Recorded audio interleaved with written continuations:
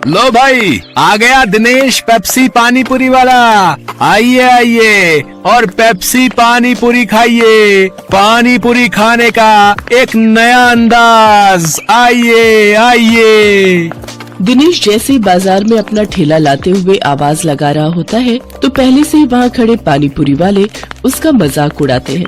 Pepsi पानी पूरी अब पानी पूरी में पेप्सी डालकर बेचेगा क्या ये आदमी है? अरे लोग तो ऐसी पानी पूरी चखते ही उल्टियाँ करने लगेंगे भैया। सही कह रहा है भोला तू। देखना तू 10 दिन भी नहीं टिकेगा यहाँ पे। सभी पानी पूरी वाले उसका मजाक उड़ा रहे थे, लेकिन ग्राहक उसकी तरफ हैरानी से देख रहे थे।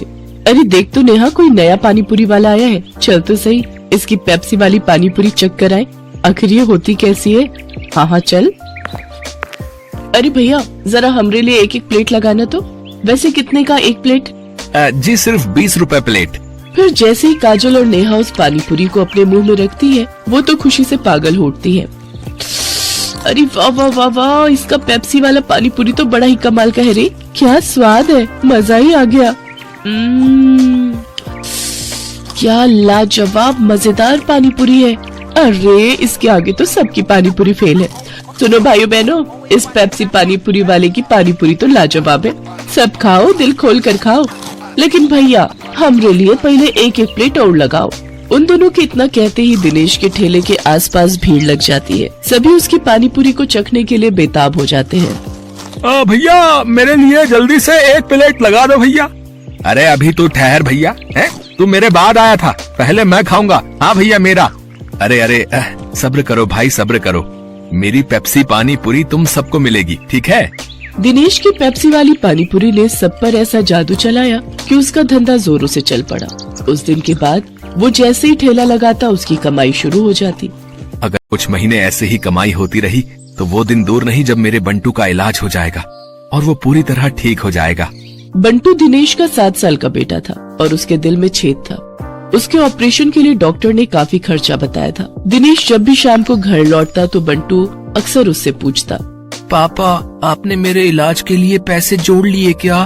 अब कुछ ही महीनों की बात है बेटा, मैं जल्दी ही तेरे इलाज के लिए पैसे जोड़ लूंगा। ऊपर वाले की दुआ से अपना पेप्सी पानी पूरी का धंधा बहुत अच्छा चल रहा है। सच्ची पापा?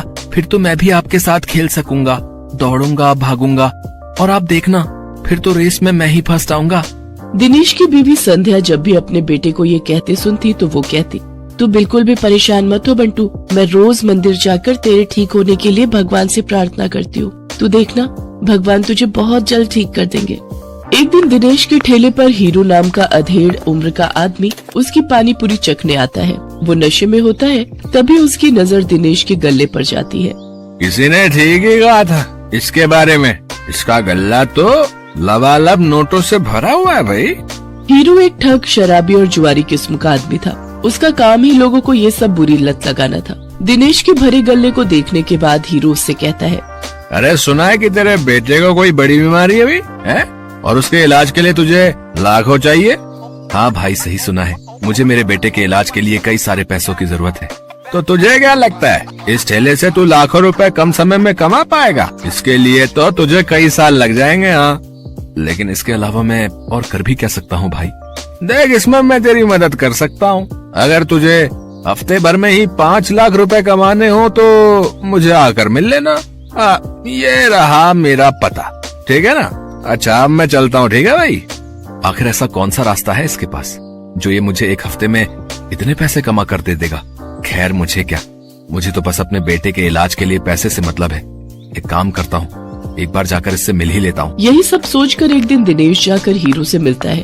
हीरू उसे ऐसे सपने दिखाता है कि दिनेश ज्यादा पैसे कमाने के लालच में उनके साथ जुआ खेलने लग जाता है। कल मैंने 1000 रुपए लगाकर 2000 कमाए थे। ऐसा करता हूँ आज ठेले की सारी कमाई ही लगा देता हूँ, एक दिन में डबल कमाई हो जाएगी। धीरे धीरे दिनेश को जुए के साथ साथ शराब की लत भी लग जाती है। शराब की लत उसे ऐसी लगती है कि उसका अपने काम में मन ही नहीं लगता और वो ठेले पर खड़ा होकर भी शराब के नशे में डोलता रहता है। भैया एक प्लेट लगाना तो। अरे लगता है इस आदमी ने तो शराब पी रखी है। चलो चलो हमें नहीं खानी इसकी पानी पूरी, चलो दूसरी वाली पानी पूरी खाने चलते हैं। धीरे धीरे दिनेश के सभी ग्राहक कट जाते हैं और वो सभी दूसरे पानी पूरी वालों के पास जाकर पानी पूरी खाते हैं। ये देख भोला और राजू बहुत खुश होते हैं। देखा भोला, अपनी चाल कामयाब हो गई ना। बिल्कुल सरकार, अब देखना उसकी पानी पूरी की तरफ तो कोई देखेगा भी नहीं, सब अपनी ही पानी पूरी खाएंगे। कुछ दिन ऐसे ही बीतते जाते हैं। अपने धंधे को मंदा देख दिनेश शराब और जुए की लत में और डूब जाता है और उसका बचा खुचा धंधा भी चौपट हो जाता है। ये सब देख संध्या और बंटू बहुत दुखी होते हैं। फिर बंटू अपनी माँ से कहता है, माँ, अब तो मैं कभी भी ठीक नहीं हो पाऊंगा ना। पापा तो अब सारे पैसे शराब और जुए में ही उड़ा देते हैं। तू परेशान मत हो मेरे लाल, बस ऊपर वाले पर भरोसा रख, एक दिन सब कुछ ठीक हो जाएगा। सारा दिन नशे में धुत रहने और धंधा चौपट होने के कारण दिनेश के घर में खाने पीने के भी लाले पड़ जाते हैं। माँ, अब तो घर में खाने के लिए भी कुछ नहीं बचा। अब तो लगता है भूख से ही हम सब मर जाएंगे। ऐसा नहीं कहते मेरे बच्चे, सुख दुख तो जीवन का हिस्सा है। आज बुरा वक्त आया है, कल अच्छा वक्त भी आएगा। ऐसे ही कुछ समय और बीत जाता है। फिर एक दिन उस बाजार में एक आदमी आता है जो सबको पर्चे बांट रहा होता है। तभी वो दिनेश के ठेले पर आता है। अरे सुनो भाई, पेप्सी पानीपुरी वाले, हमारे सेठ मंगल राम चाट भंडार वाले की तरफ से एक प्रतियोगिता होने जा रही है, जिसमें सभी चाट वालों के बीच कंपटीशन होगा। जो भी इस प्रतियोगिता को जीतेगा उसे पूरे 5 लाख इनाम और साथ ही हमारे मशहूर मंगल राम चाट भंडार वाले बाजार में एक स्टॉल भी लगाने को मिलेगा। मंगल राम चाट भंडार बाजार, वहाँ तो बड़े बड़े लोग आते हैं चाट खाने के लिए। अरे तभी तो कह रहा हूँ, अगर जीत गए तो रोज की अच्छी खासी कमाई होगी और 5 लाख मिलेंगे वो अलग। मंगल राम चाट भंडार कोई ऐसी वैसी जगह नहीं थी, बल्कि शहर का फेमस चाट बाजार था, जहाँ शहर के बड़े बड़े लोग चाट खाने आते थे और कई टूरिस्ट भी वहाँ आते थे। उस बाजार में चाट लगाने वालों की अच्छी खासी कमाई होती थी। लेकिन ये सब बातें जानते हुए भी दिनेश उस प्रतियोगिता में कोई खास दिलचस्पी नहीं दिखाता। मंगल चाट भंडार है तो मुझे क्या, मैं जहाँ हूँ वहीं ठीक हूँ, मुझे इन सब से कोई फर्क नहीं पड़ता। उधर भोला और राजू उस कंपटीशन के बारे में सुनकर